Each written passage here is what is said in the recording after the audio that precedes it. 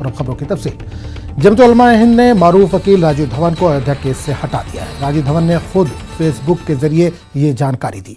राजीव धवन ने supreme court में सुन्नी वक्फ board की पैरवी की थी। अब वो अयोध्या मामले में नजरसानी अपील की पैरवी नहीं करेंगे। अब इनकी जगह एडवोकेट एजाज मकबूल अदालत में केस की पैरवी करेंगे।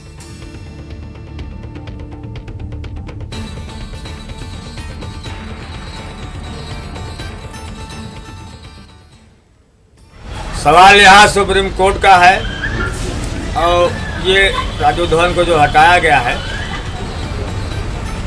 ये सरकारी जो है प्रोसीजर है, ये संविधान है। देश का में जो भी कानून बने हुए हैं वो सराहनीय है। अब इसमें तो हम कुछ कह नहीं सकते कि राजीव धवन को क्यों हटाया गया। अब ये सरकारी प्रोसीजर है। हमें चाहते हैं कि जो संविधान बना हुआ है संविधान के तहत सारे काम होना चाहिए सिस्टम के हिसाब से,